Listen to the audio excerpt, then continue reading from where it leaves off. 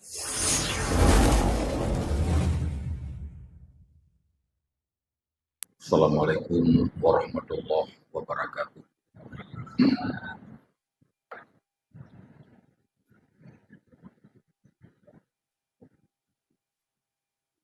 Alhamdulillah. Alhamdulillahilladzi asra bi'abdihi lailan minal masjidil haram ilal masjidil aqsa alladzi barakna hawla. Asyhadu an la ilaha illallah wahdahu la syarika lah. Wa asyhadu anna sayyidana Muhammadan abduhu wa rasuluh.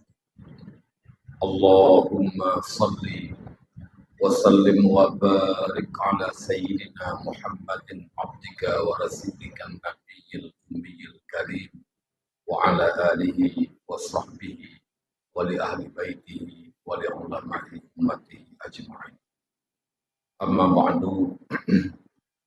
Pertama, mari kita memuji dan bersyukur kepada Allah Subhanahu wa Ta'ala atas segala limpahan rahmat dan nikmatnya kepada kita semua.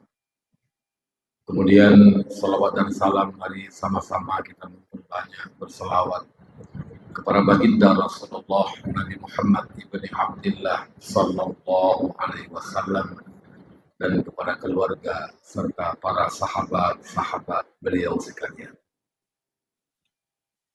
Yang saya muliakan, yang terhormat Abu Imam Besar Masjid Agung Islamic Center,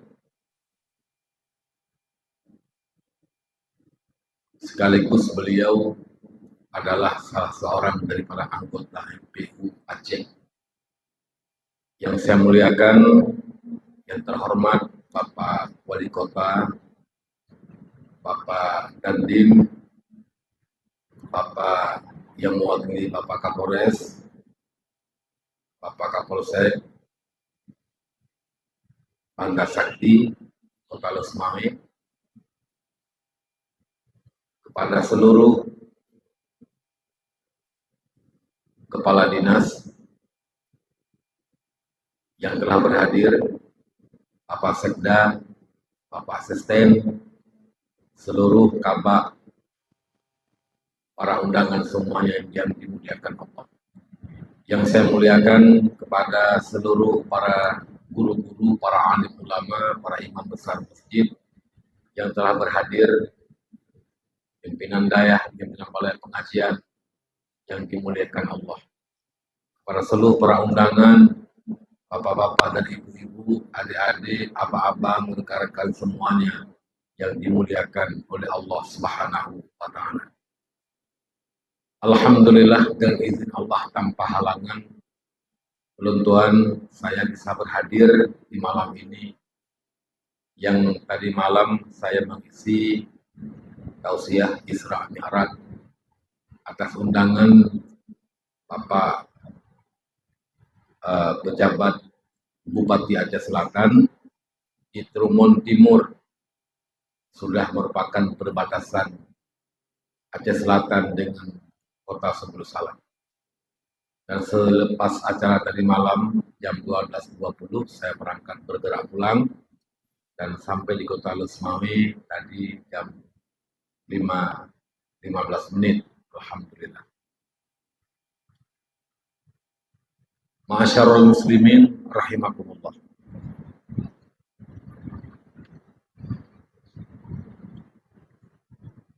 Peristiwa Isra dan Mi'raj adalah satu peristiwa di luar kemampuan akal manusia.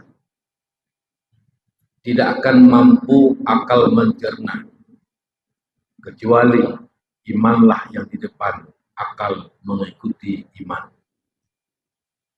Karena peristiwa Isra dan Mi'raj merupakan mukjizat Nabi Muhammad SAW yang terbesar nomor 2 setelah yang pertama Al-Quranul Karim.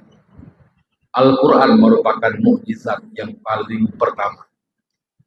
Dan yang kedua adalah Isra dan Mi'raj.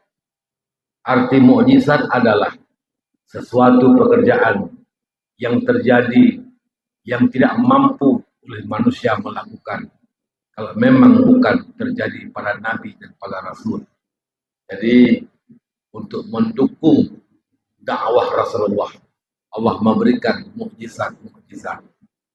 Ada mukjizat Nabi bulan turun, tawaf mengelilingi Ka'bah, kemudian masuk ke dalam lengan baju Nabi, besar, tapi tidak besar dibandingkan dengan Isra dan Mi'raj. Ada mukjizat Nabi, ada 10 batang pohon kurma mendinding Rasulullah ketika itu. Nabi istinja, tapi besar, namun tidak besar dibandingkan dengan Isra dan Mi'raj.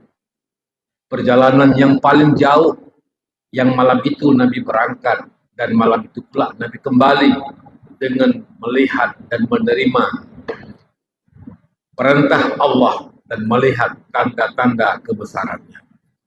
Ma'asyarul muslimin rahimakumullah. Allah dalam Al-Quran berfirman, Subhanallazi asra bi'abdihi lailam minal masjidil harami ilal masjidil aqsa allazi barakna haulah. Allah mengawali firman-Nya dengan kalimat subhana. Subhana.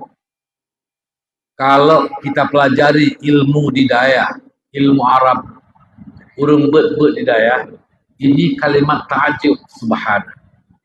Menunjukkan bahwa berita yang akan Allah sampaikan setelah kalimat subhana itu adalah berita yang cukup besar, yang mengherankan, yang tidak mampu akal mencerna, kecuali imanlah yang mengimani dengan apa yang terjadi. Apa itu yang paling besar dan mengherankan? Asra bi'abdihi. Allah yang memperjalankan hambanya. Asra. Allah yang membawa di waktu malam. Abdihi bi'abdihi dengan hambanya. Ini ada 2 penafsiran. Tapi yang saya temukan lewat nas kitab hanya 1. Yang saya dengar ada 2 pentafsiran. Pertama, asra bi'abdihi. Allah yang memperjalankan hambanya. Bi'abdihi adalah badil musahabah. Allah membimbing langsung, Allah yang menyertai dengan bantuan Allah, izin Allah. Allah yang membawa Nabi hambanya, yaitu berjalan di waktu malam, yang berangkat dari Masjidil Haram kepada Masjidil Aqsa. Namun kalau seperti ini penafsiran pertama, kebetulan Allah memperjalankan hambanya Nabi. Tapi kalau Allah memperjalankan hambanya yang bukan Nabi, kan bisa juga terjadi. Perbuatan Allah semua bisa terjadi. Tidak ada yang terhalang. Kan kita umpama, ini umpama ya, itu pun bisa terjadi. Buat Allah hana so yang larang. Kalau ini yang kita tafsir seperti menunjukkan lahir mukjizat. Kenapa? Memang Allah yang bawa. Maka di dalam kitab tafsir Jalalain, nah, asra bermana sara, bi'abdihi ba-nya ba lisiada, ba yang tidak ada faedahnya, dalam arti tidak ada maknanya, tapi abduh, sara bi'abdihi, asra bi'abdi bermana subhanallazi sara abduhu.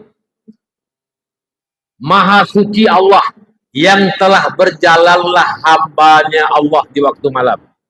Kalau ini sara abduh, Nabi yang Allah inilah lebih melahirkan mukjizat Rasulullah. Kenapa? Orang lain takkan mampu dilakukan, tapi Nabi mampu melakukan dengan izin Allah Subhanahu wa ta'ala. Asra bi'abdihi. Dalam tafsir Jalalain ditafsirkan dengan sara abduhu. Allah yang telah berjalanlah hambanya Allah di waktu malam. Mana Isra adalah perjalanan di waktu malam. Ma'asyarul muslimin rahimakumullah. Jadi ini lebih melahirkan makna mukjizat. lebih melahirkan bagi suatu mukjizat Rasulullah. Nabi yang berjalan, yang tidak mampu dilakukan kalau bukan dengan mukjizat.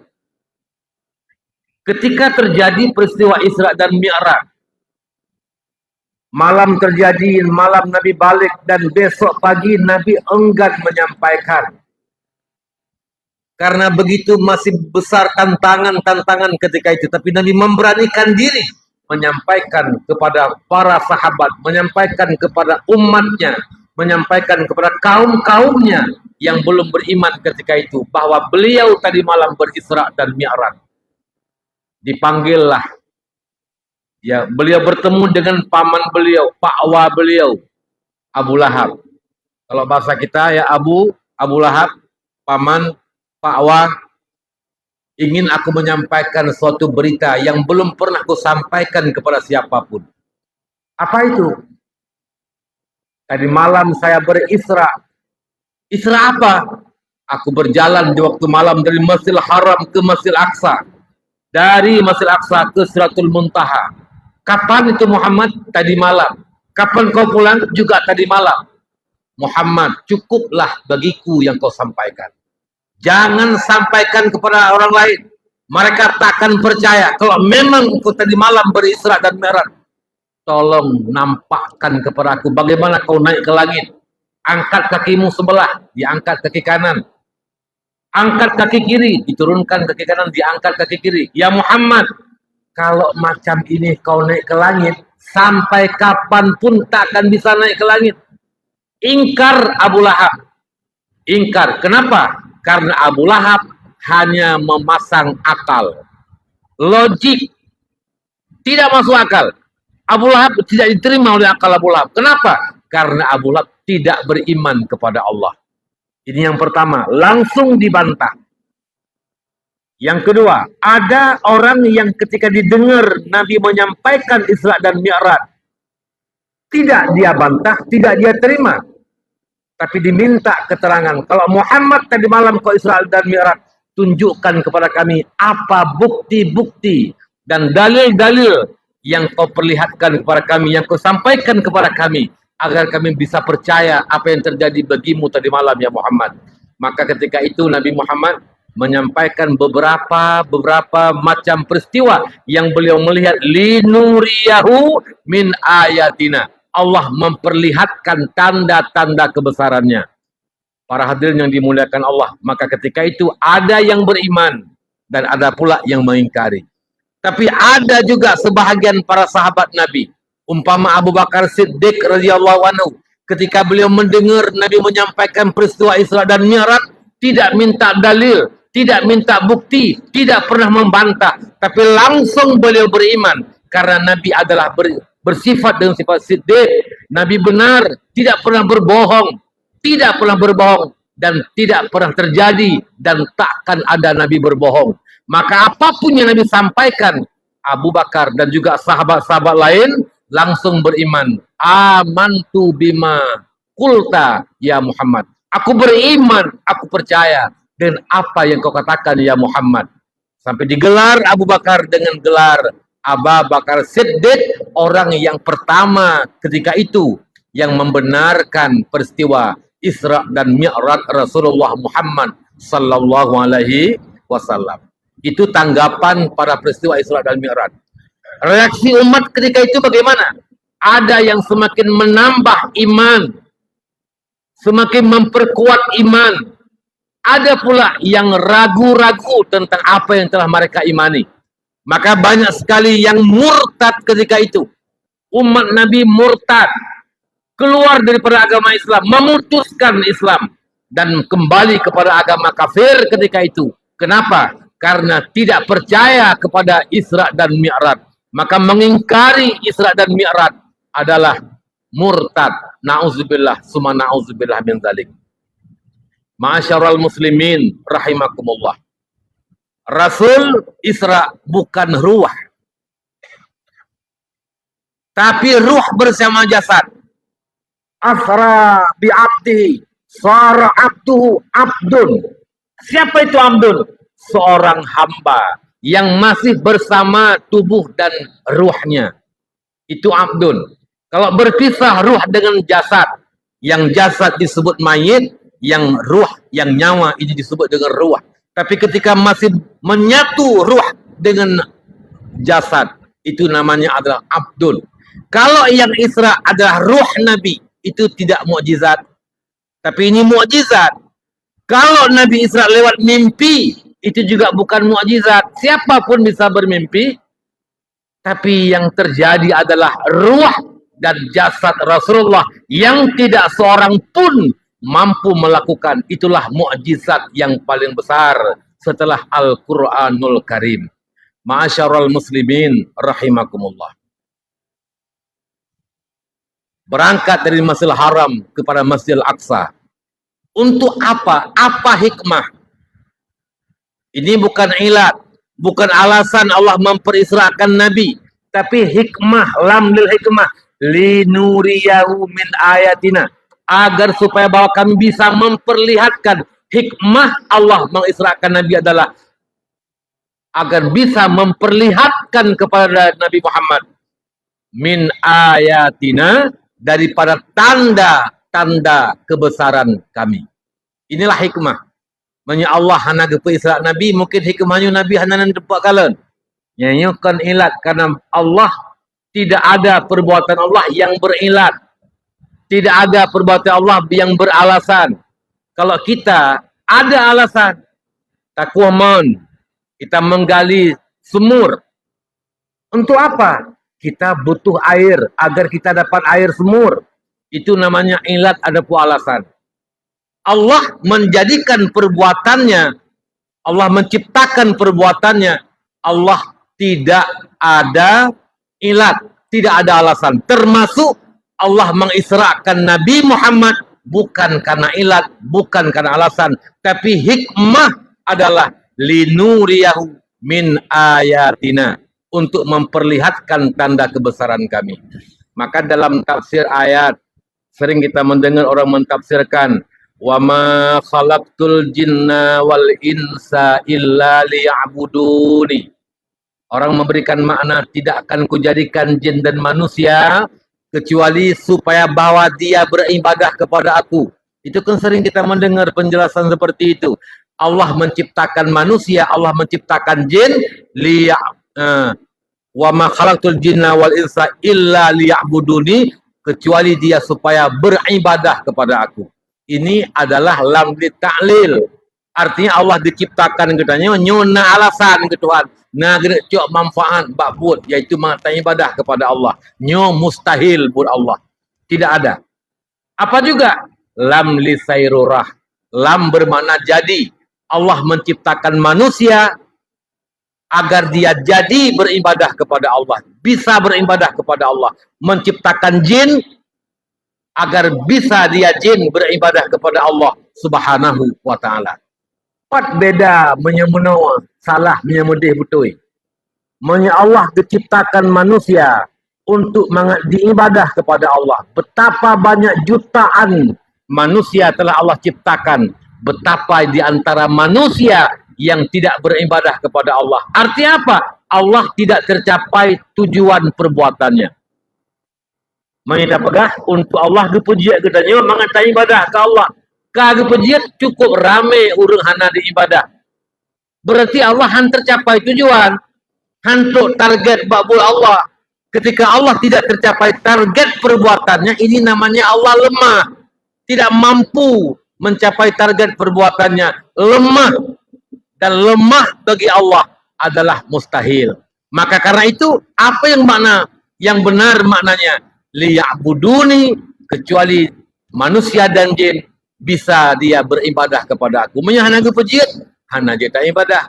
Allah menciptakan kita manusia, menciptakan, diberikan pikiran, diberikan otak, diberikan hati, diberikan tenaga, diberikan anggota, mata, segala macam. Allah perintahkan kita ingat cinta kepada Islam, cinta kepada agama. Ya, Allah berikan kita hati untuk memikirkan agama. Allah perintahkan kita melihat kebenaran, Allah kasih mata yang bisa melihat. Allah perintahkan kita bersedekah, Allah berikan kita punya harta, punya tangan. Allah perintahkan kita pergi ke masjid, Allah berikan kita punya kaki. Allah perintahkan kita naik haji, Allah berikan kita fasilitas naik haji, kekayaan dan lain sebagainya. Seluruh perintah Allah, Allah berikan fasilitas kepada kita. Ini namanya liya'buduni, agar dia bisa beribadah kepadaku. Lam lisairurah. Maka termasuk juga pada ayat ini, linuriyahu min ayatina, hikmah gepe Isra Nabi li Allah adalah Nabi bisa melihat tanda-tanda kebesaran Allah Subhanahu wa Ta'ala. Antara lain apa yang Nabi lihat ketika itu, ini nggak mungkin kita sampaikan lebih panjang. Antara lain Nabi melihat ada perempuan yang dimasukkan besi runcing yang merah dibakar dalam api neraka, dimasukkan di dalam faradnya, dalam kemaluannya. Lalu Nabi bertanya, ya malaikat Jibril, siapa itu perempuan ya Jibril yang dimasukkan besi panas dalam rahimnya, dalam kemaluannya? Apa kesalahannya ya Jibril? Maka Jibril menjawab, ya Rasulullah, itulah perumpamaan orang perempuan yang berbuat zina dulu dalam dunia, maka akan Allah siksakan dia di akhirat nanti dalam neraka, dimasukkan besi yang panas di dalam rahimnya, dalam kemaluannya. Itu adalah bahaya daripada berzina, dosa. Ada juga lelaki yang datang gunting panas, gunting dari api neraka, dan langsung dipotong zakarnya, kemaluannya. Nabi bertanya, ya Jibril, apa itu ya Jibril? Siapa yang dipotong zakarnya ya Jibril? Itulah perumpamaan orang lelaki yang berbuat zina, ya Rasulullah. Akan dipotong nanti zakarnya, diazab dalam api neraka. Na'udzubillah summa na'udzubillah min dzalik. Ini dosa. Dosa berzina. Maka hindari perbuatan zina. Kita tak akan mampu meninggalkan kalau memang bukan mengharapkan bantuan daripada Allah. La haula wala quwata illa billah. Tidak ada kemampuan berbuat taat, tidak ada kemampuan meninggalkan kemaksiatan illa billah, kecuali dengan bantuan Allah. Kita berdoa kepada Allah. Kita berdoa kepada Allah.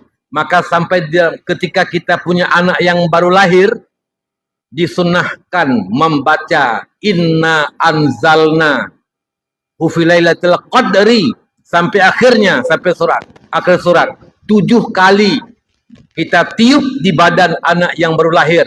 Apa hikmahnya? Dia insya Allah tidak akan jatuh dalam zina seumur hidupnya. Kita perlu apa yang kita lakukan itu bisa menyelamatkan generasi kita. Di samping kita menjaga, merawat, dan juga harus ada amalan-amalan yang kita lakukan agar keturunan kita bisa terselamatkan daripada perbuatan zina. Bahaya zina. Imam Syafi'i berkata, zina itu adalah hutang. Jika engkau melakukannya, anak atau istrimu pasti akan membayarnya. Ini kata Imam Syafi'i. Zina itu adalah hutang. Jika engkau melakukannya, anak atau istrimu pasti akan membayarnya. Ternyata orang berzina ada dua. Kalau enggak berhutang, dia bayar hutang. Kalau enggak dia berhutang, dia itu bayar hutang. Siapa yang berhutang? Dari keturunan, dari nasabnya, neneknya, orang tuanya. Tidak pernah mereka berzina. Hanya dialah yang memulai berzina dalam keluarganya. Ini dia sudah mulai menghutang, berhutang zina. Siapa akan membayar zinanya itu, hutangnya itu? Nanti dia punya anak, anak akan mengikuti jejak orang tuanya. Kalau dia belum bertobat kepada Allah, anaknya membayar hutang bapaknya, istrinya membayar hutang suaminya. Na'udzubillah min dzalik. Ini orang yang berzina, yang berhutang, dia akan ada yang membayarnya. Atau kalau memang dari nasabnya dulu, neneknya, kakeknya, orang tuanya ada berbuat zina, anak sekarang juga berzina. Ini sisi pertama, dia adalah berhutang dengan zina. Ada yang akan membayar hutangnya. Sisi yang kedua adalah dia sedang membayar hutang ibu bapaknya, neneknya yang dulu berzina. Kapan selesai? Faktor biologis, dia lahir dari sebuah rahim yang telah berbuat zina, wajar dia akan mengikuti jejak yang punya rahim. Na'udzubillah min dzalik. Menyebab Aceh rimung hebak kuring. Menyebab Imam Syafi'i, zina itu adalah hutang. Jika engkau melakukannya, anak atau istrimu akan membayarnya. Na'udzubillah min dzalik. Ini adalah berbahaya. Maka karena demikian Allah mewanti-wanti, memerintahkan kita. Bukan zina yang dilarang, tapi dekat saja dengan zina pun dilarang. Wala taqrabuz zina. Jangan kau hampiri dengan perbuatan zina. Innahu kana fahisyata wa sabila. Zina merupakan fahisyah, keji, dan juga merupakan jalan yang paling buruk dalam kehidupan manusia. Karena dengan zina menghilangkan nasab, dengan zina meruntuhkan kehormatan, dan lain sebagainya. Ma'asyarul muslimin, rahimakumullah. Maka jaga diri.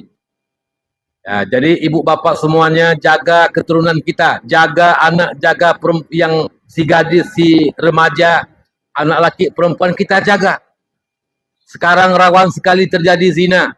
Rawan bu, rawan. Di rumah, dia punya HP. Keluar rumah, ada HP, ada kawan, bergaul, pergaulan bebas. Kalau larangan Tuhan, wala taqrabuz zina, jangan dekat dengan zina, jangan kau lakukan perbuatan yang mendekatkan dirimu kepada zina. Apa itu perbuatan yang mendekatkan diri kepada zina? Termasuk adalah perbuatan bergaul, pergaulan bebas. Ini adalah terbuka pintu terjadi perzinaan. Maka larang, jaga keturunan kita. Qu anfusakum wa ahlikum nara. Sekarang kan kita bisa melihat anak-anak remaja malam minggu tawuran, ada yang balap cross, apa itu kan, balapan liar, ya bukan resmi di tempat balap, tapi di jalan-jalan. Kalau udah sepi, dia melakukan balapan liar. Bisa terancam jiwa pengguna jalan raya dan lain sebagainya. Maka karena demikian kita bisa mengharapkan kepada bapak-bapak polisi untuk bisa mengamankan. Kalau ada remaja-remaja yang tawuran, yang balapan-balapan liar, kita percaya penuh kepada bapak-bapak polisi, pada bapak Kapolres bisa mengamankan kota Luk Semawe, insya Allah. Maka yang saya sampaikan, yang mau saya katakan adalah qu anfusakum wa ahlikum nara. Jaga dirimu, keluargamu daripada api neraka. Pertama, qu anfusakum, diri kamu. Yang kedua, wa ahlikum. Ini ataf ini dengan huruf W, wa ahli. Ini bermakna apa? Tidak lepas kita dengan Allah kalau kita yang jaga diri kita daripada api neraka. Taat betul, malam tahajud, berzikir tengah malam, kita lakukan puasa sunat Senin Kamis. Kita jaga diri kita daripada api neraka. Tapi anak-anak kita yang bergaul, pergaulan bebas, yang tawuran di mana-mana, perampokan, kadang-kadang dari luar daerah telah menular ke daerah Aceh. Ada tawuran, ada begal. Ini kan bahaya, belum pernah ada dulu di Aceh. Tapi sekarang sudah mulai ada di Aceh. Ini berbahaya. Begal, dirampok harta, kalau dia dilawan, dia akan membunuh yang punya harta. Kawan.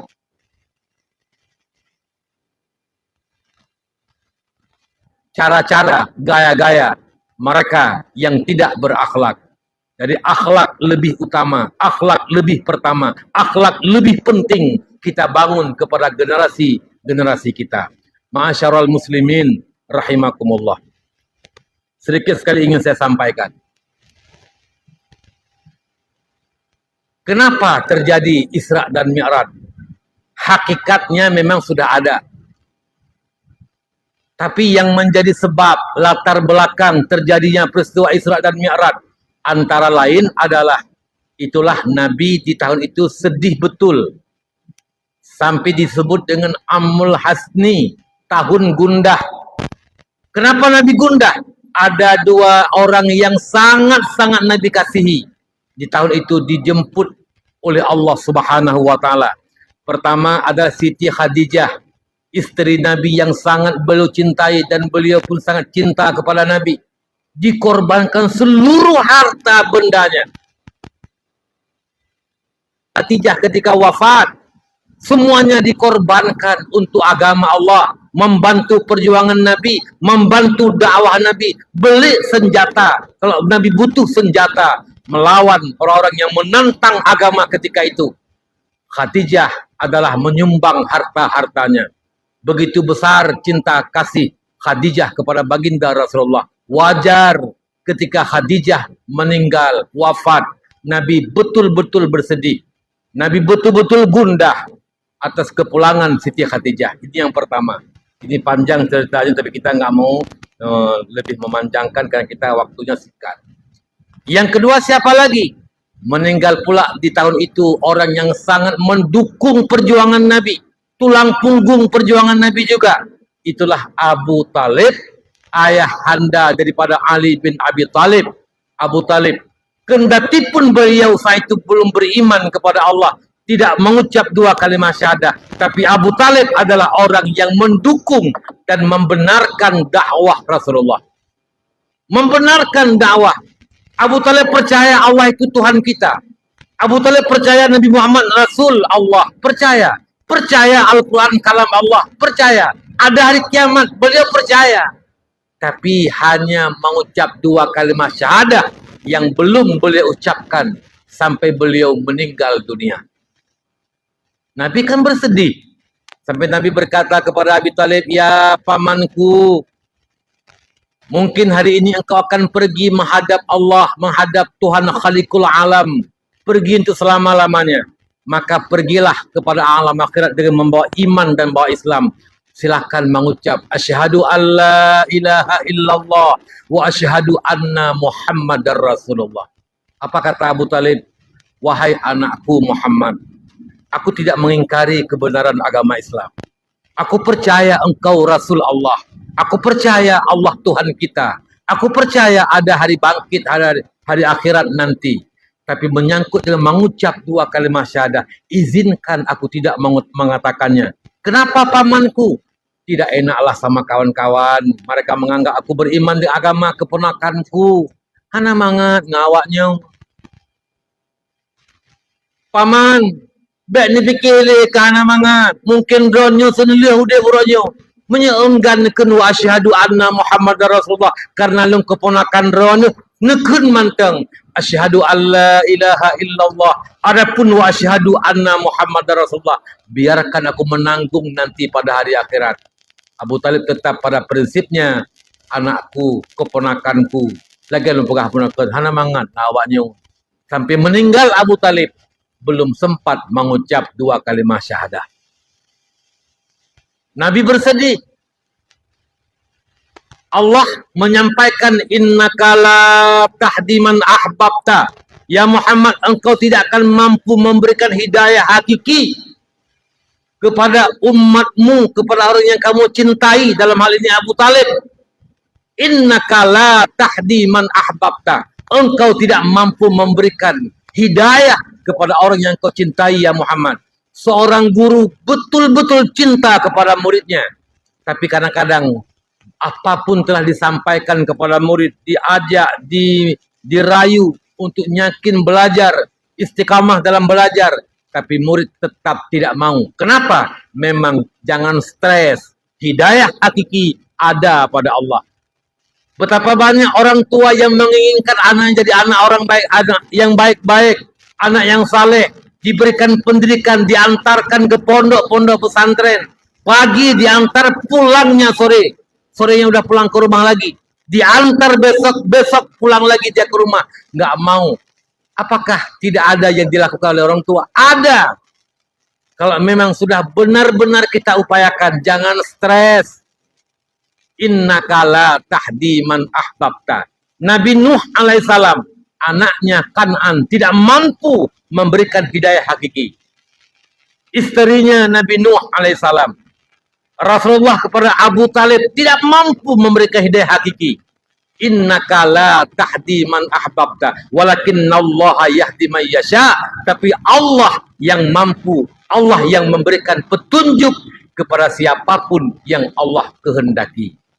Lalu bagaimana dengan iman Abu Talib? Status Abu Talib bagaimana? Ini izinkan saya menyampaikan sedikit. Ini menyangkut dengan akidah. Ya, ini ilmu yang menyangkut dengan akidah. Mengucap 2 kalimah syahadah. Ada 3 kaul, 3 pendapat ulama. Pertama, mengucap 2 kalimah syahadah adalah syarat untuk sah iman seseorang. Iman apa arti? Tasdiqul qalbi bima ja'an Nabi sallallahu alaihi wasallam. Membenarkan oleh hati apa yang disampaikan oleh Nabi, itulah iman. Kata Nabi, ada Allah, kita percaya, iman. Ada hari kiamat, kita percaya, iman. Ada bangkit dari kubur, nikmat kubur, azab kubur, kita percaya, iman. Quran kalam Allah, kita percaya, itu iman. Tasdiqul qalbi, kita benarkan apa yang Nabi sampaikan. Itulah yang namanya iman. Untuk sah iman ini perlu kepada syarat-syaratnya. Antara lain apa? Syarat untuk sah iman yang pertama adalah harus mengucap 2 kalimah syahadah. Orang yang percaya kepada Allah, percaya kepada Nabi, percaya kitab Allah, kitab Al-Quran Al-Karim, dan lain sebagainya, tapi tidak mengucap 2 kalimah syahadah, imannya tidak sah. Apakah dia punya waktu mengucapkan 2 kalimah syahadah atau tidak punya waktu mengucap, tetap imannya tidak sah kalau memang tidak mengucap 2 kalimah syahadah. Atas pendapat pertama, Abu Talib belum dikatakan orang beriman, alias kafir di dunia dan akhirat nanti. Ini pendapat pertama. Yang kedua, mengucap 2 kalimah syahadah ada syarat untuk sah iman.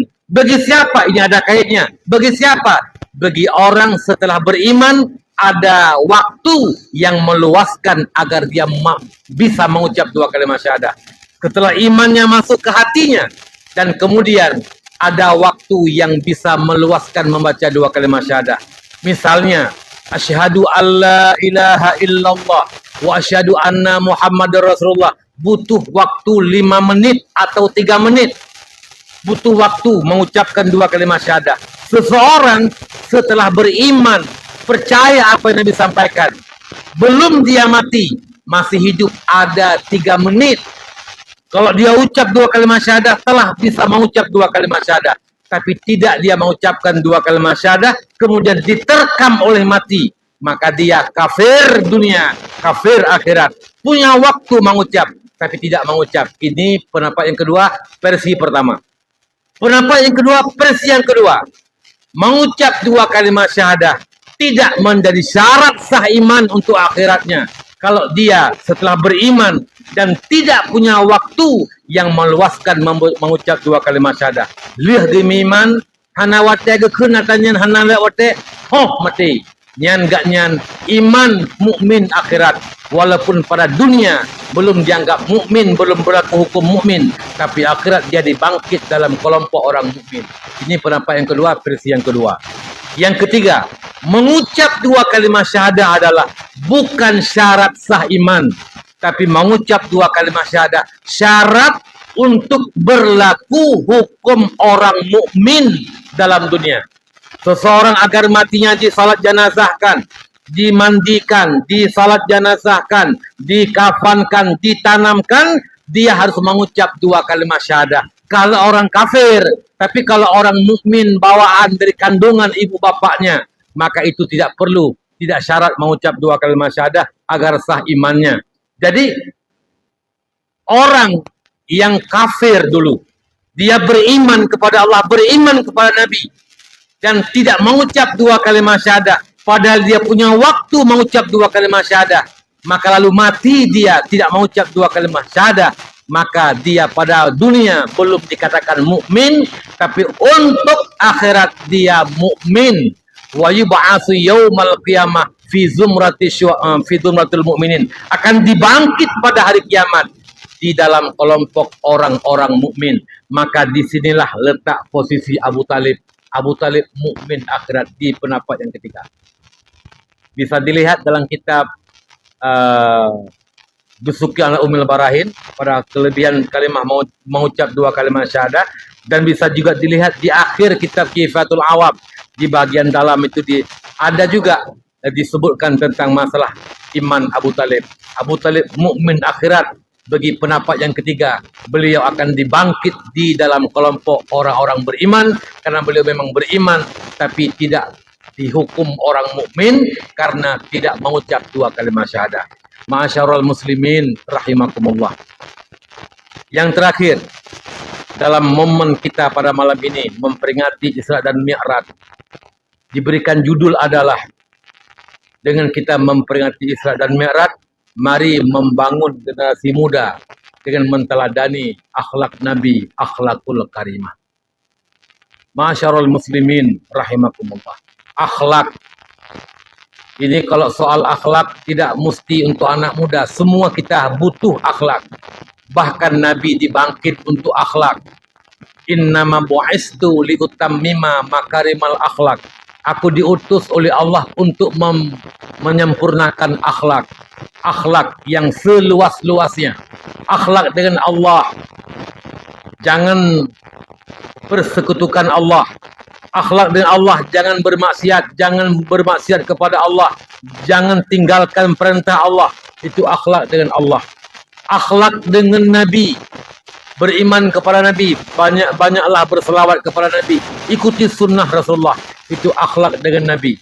Akhlak dengan orang tua, jangan durhaka kepada ibu bapa.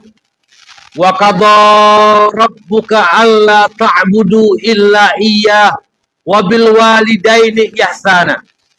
Allah perintahkan wa qadha rabbuka alla ta'budu illa iyyahu. Allah perintahkan kita jangan persekutukan Allah. Alla ta'budu illa iyyah. Jangan kau bertauhidkan kecuali Allah. Alla ta'budu illa iyyah. Jangan kau ibadah kecuali kepada Allah. Alla ta'budu illa iyyah. Jangan kau bertuhan kecuali Tuhan Allah. Wabil walidaini ihsana. Dan perintah yang kedua di satu ayat itu adalah kepada ibu bapakmu berbuat ihsanlah. Ini akhlak. Jadi betapa mulianya berbakti kepada ibu bapak. Allah mengiringi perintah la ta'budu illa iyyah, kemudian langsung wabil walidaini ihsana. An ashkurli wali walidaika. Bersyukur kamu kepada aku dan berbaktilah kamu kepada ibu bapak kamu. Langsung. Ini nilai berbakti kepada ibu bapak, berkhidmah kepada ibu bapak adalah sangat agung. Apa arti? Allah tidak akan menerima ibadah kita kalau dengan ibu bapak kita durhaka. Ini mutlak jamak. Allah tidak akan menerima berbakti kita kepada ibu bapak kalau dengan Allah kita syarikatkan, kita persekutukan Allah. Hana takut tauhid Allah Subhanahu wa taala. Allah hanya terima nilai berbakti kepada ibu bapa kalau anak itu mempersekutukan Allah Subhanahu wa taala. Maka yang benar adalah kepada Allah kita beribadah, kepada ibu bapa pun kita berbakti. Wabil walidaini ihsana. Ihsan Allah perintah. Apa itu ihsan? Ya, nyo ihsankan dengan ujurun. Ajrun nyan adalah balasan atas muqabalah amal. Tayu kerja bagop, tayu pegak pagera si kauro, tapi peng tertu ribe, yang peng yang ajrun. Muqabalah kerja pegak pagera. Tapi Allah yang geyu bak tayo kurunci kan ajrun. Kan menyurunci na gepuk kepada dia baru gepuk kepada kanyan kan. Tapi bagaimana cit wabil walidaini ihsana. Ihsan. Apa itu ihsan? Menyemana ihsan riqqatul qalbi, lemah hati. Oh, takalan gop lemah hati, timbul rasa kasih sayang. Dan akhirnya kita tajuk peng tipu ribe, tajuk peng 20 ribe, tamu sedekah ke urungnya. Kan karena tayu buat bagi tayu, kan karena tayu pegak tayu, kan karena tayu kerja bagi tapi pengnya memang karena rasa iba gitu kepada kanyan. Pemberian kita itu namanya ihsan. Allah yang geyu bagi tayu pura ihsan. Apa maksud? kalau memang ibu bapakmu tidak berbuat baik kepadamu, dikedina nu leh lahir kecil inan limai, leh lahir kecil inan liai, iplara lego, hana gedide, hana tapu. Oh raya tengah, baik sampai dikun lianu, hana aku bisa puas ke mak aku, jamun lung hana ke permun, hana lu bisa puas ke mak lung, jamun lung hana ke permun, hana ke bisa puas liah lung, lima lung, nyan tengkukan menan. Kibansit wabil walidaini ihsana. Apakah ibu bapa kita berbuat baik kepada kita atau tidak berbuat baik, tidak memberikan nafkah? Kewajiban anak adalah berbuat ihsan kepada ibu bapa. Itu akhlak. Akhlak dengan sesama tetangga jiran. Jangan memutuskan tali silaturahmi, jangan berkhianat kepada jiran. Isnani la yanzurullahu ilaihima yaumal qiyamah. Ada dua golongan manusia yang Allah tidak melihat, memperhatikan dengan tirikan rahmat nanti di hari kiamat. Hari di mana kita butuh kasih sayang Allah, butuh pertolongan Allah, butuh keampunan Allah. Tapi Allah tidak memperdulikan kepada mereka. Ada dua golongan. Siapa? Pertama, jarusu, tetangga yang khianat terhadap tetangganya, yang mendalimi tetangganya, yang menganiaya tetangganya. Yang kedua, waqati'ur rahim, dan memutuskan tali silaturahmi. Nyo dua golongannya hana akhlak sesama manusia. Hablum minallah wa hablum minan nas. Nyo yang geyu, begat hubungan dengan Allah dan begat hubungan dengan sesama manusia. Masyarul muslimin rahimakumullah. Tentu rasa luntuan padakan ono karena wate kabeh di mana kekurangan, kesilapan mohon diperbanyak maaf. Dalam peristiwa Isra dan Mi'raj ini mari kita simpulkan. Pertama adalah Allah mengisrakan Nabi ke langit bukan karena Tuhan di langit. Ini dicatat baik-baik. Allah mengisrakan Nabi ke langit bukan karena Tuhan di langit. Bukan karena ingin bertemu wajah Tuhan dengan wajah Nabi Muhammad di langit. Allah tidak bertempat. Allah bukan di langit. Allah bukan di bumi. Allah bukan di hawa. Allah bukan di angkasa. Allah bukan bertempat dimanapun tempat yang kita bayangkan. Kenapa? Karena langit adalah ciptaan. Ada setelah Allah menciptakan. Aras adalah ciptaan. Ada aras setelah Allah menciptakan aras. Bumi adalah ciptaan. Ada bumi setelah Allah menciptakan bumi. Kalau Allah yang menciptakan langit, bagaimana mungkin Allah bertempat di langit ketika langit belum Allah ciptakan? Bagaimana mungkin Allah bertempat di atas aras ketika Allah belum menjadikan aras? Bagaimana mungkin Allah bertempat dimanapun tempat sebelum Allah menciptakan tempat itu? Maka apapun dimanapun tempat yang dibayangkan li akal, Sang Tuhan di langit, Sang Tuhan di aras, Sang Tuhan di bumi, nyan mandum-mandum sang nyan buang jauh-jauh. Allah tidak bertempat dimanapun tempat. Allah hanya kemu tempat, paken, karena na Tuhan beda ngena kedayo.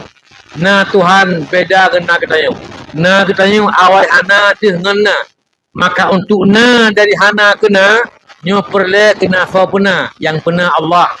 Perle ke bahanna dari tanah, air, angin, dan api. Dijadikan Nabi Adam. Kita diciptakan daripada sperma dan ovum orang tua. Yang asalnya daripada tanah dan lain sebagainya. Itu bahan. Ada tempat diciptakan. Di mana kita diciptakan. Karena di Losmameka, di Aceh kah kita lahir? Ataupun kita ada jihad. Di mana jihad? Di atas, di bawah, depan, belakang, kiri, kanan itu jihad. Maka orang makhluk yang ada setelah tidak ada, diawali oleh tidak ada baru ada. Untuk adanya perlu pertama bahan untuk dia ada. Ada yang menciptakan, ada zaman diciptakan, ada tempat diciptakan, ada jihad ketika dia ada. 5 macam dia butuh ketika dia ada. Kalau ada setelah tidak ada. Allah ada, bukan ada Allah diawali oleh tidak ada. Bukan tidak ada, bukan duluan tidak ada, baru ada. Tapi memang Allah karena qidam, la awala liwujudih, tidak ada permulaan bagi wujud Allah. Maka ada Allah beda di ada kita. Ada Allah bukan karena telah hilang tidak adanya. Maka untuk Tuhan, hana perle yang pernah. Hana perle Tuhan lain yang pernah Tuhan Allah. Hana perle kebahana dari pua kepuji Tuhan pua busawatul maga. Hana perle ke tempatna pulangin aras. Hana perle ke damuna pajana Tuhan. Allah hana diliputi le zaman. Hana perle ke jihad. Bukan di atas, bukan di bawah, bukan di langit, bukan di bumi, bukan di depan, bukan di belakang, bukan di samping, bukan di kiri kanan. Hari akhirat dalam surga orang mukmin melihat Allah dengan mata kepala. Ini kita beriman hari kiamat. Sisi tauhidnya mana? Ketika orang mukmin melihat Allah dengan mata kepalanya dalam surga, tauhidnya adalah Allah bukan di depan kita. Allah bukan di depan wajah kita. Allah bukan di belakang kita. Allah bukan samping kiri kanan. Allah bukan di atas, Allah bukan di bawah. Lalu bagaimana juga? Kiban cita kalan Tuhan, kan diunun. Hai, mereka tu, pegah pakai kiban dah pegah, mandum salah. Kata pegah kan, salah. Yang betul pakai ban. Tak kalan tengah, tak rasa pakai ban. Dalam surga tengah. So yang itu pegah kiban kalan Tuhan yang salah. Pakan ge pegah takun. Sebab ketika tak pegah, tak sifatkan nyen karena bandingan bagi Allah. Nyen kahanali wahdani Allah karena bandingan tunggu sekalian yang dimuliakan Allah Subhanahu wa taala. Nyo tunggu. Jadi Allah kan di langit, Allah kan di aras. Menyi Allah di langit, pak geduk Tuhan dalam langit. Yang kedua, menyi Allah di langit, nyen pak kebedah gak duk kena. Nyelung lungdang ino dari ide kebedah kena. Dari rumah saja tak duk kena, mupat berangkat. Allah pak berangkat ge dah arah. Gak duk waras, gak duk ke DU langit. Di mana Tuhan berangkat? Pak duduk dalam aras dalam langit. Maka tunggu sekalian, nyu adalah Allah tidak bertempat, bukan di langit. Ar-Rahmanu ala arsis tawa. Allah istiwa di atas aras. Kan Tuhan geduk di atas aras. Tapi istaula bermakna Allah menguasai aras. Kalau Allah menguasai aras, aras lebih besar dari langit dan bumi. Maka yang rakyat makhluk Tuhan kan dikuasai oleh Allah. Pula yang makhluk cep-cep, bumawat, kecil, langit kecil dibanding dengan aras. Ar-Rahmanu ala arsis tawa. Allah istaula menguasai aras. Aras Allah kuasai, apalagi yang lebih kecil daripada aras. Nyo ayat mutasyabihat tidak bisa diterjemahkan dengan secara zahir. Semoga bermanfaat kepada lentuan dan kepada mandu. Alhamdulillah. A'udzubillahi minasyaitonirrajim. Bismillahirrahmanirrahim. Alhamdulillahi rabbil alamin. Hamdan yuwafi ni'amahu wa yukafi'u mazidah. Ya Rabbana lakal hamdu kama yanbaghi li jalali wajhikal karimi wa 'azimi sultanik. Allahumma salli ala sayyidina Muhammadin abdika wa rasulika nabiyil ummi wa ala alihi wa sahbihi wa barik wa sallim. Allahumma inna nas'aluka ridhaka wal jannata wa na'udzubika min sakhatika wan nar. Allahumma innaka 'afuwun karim halim tuhibbul afwa fa'fu 'anna wa 'an walidina wa 'an jami'il muslimina wal muslimat wal mu'minina wal mu'minat bi rahmatika ya arhamar rahimin. Allahumma ahsin 'aqibatana fil umuri kulliha wa ajirna min khizyid dunya wa 'adzabil akhirah. Allahumma ighfir lana dhunubana wa dhunuba walidina warhamhum كما ربونا صغارا اللهم اغفر للمسلمين والمسلمات والمؤمنين والمؤمنات الأحياء منهم والأموات برحمتك يا أرحم الراحمين ربنا هب لنا من أزواجنا وذرياتنا قرة أعين واجعلنا للمتقين إماما واجعلنا للصالحين إماما واجعلنا للتائبين إماما واجعلنا وأولادنا ذريتنا من علمائك العاملين اللهم إنا نسألك رزقا طيبا وعلما نافعا وعملا متقبلا وإنا نسألك حياة طيبة برحمتك يا أرحم الراحمين يا الله يا رحمن يا رحيم يا أرحم الراحمين ampunilah dosa kami dan dosa kedua orang tua kami ya Allah ya Allah gandakan segala amal kebaikan ibu bapa kami ya Allah ampunilah segala dosa-dosanya ya Allah ya Allah jika orang tua kami telah tiada maka luaskan kuburnya ya Allah lapangkan kuburnya ya Allah jadikan kuburnya kubur surgamu ya Allah jangan jadikan kuburnya lubang api nerakamu ya Allah ya Allah jadikan kami ya Allah anak yang berbakti kepada ibu dan bapa kami ya Allah ya Allah jadikan kami anak yang menjadi sebab ibu bapa kami engkau ampuni segala dosa-dosanya ya Allah ya Allah jadikan kami sebagai anak yang menjadi sebab ibu bapa kami engkau masukkan ke dalam syurgamu ya Allah ya Allah jangan jadikan kami anak yang menjadi sebab ibu bapa kami engkau azab dalam api nerakamu ya Allah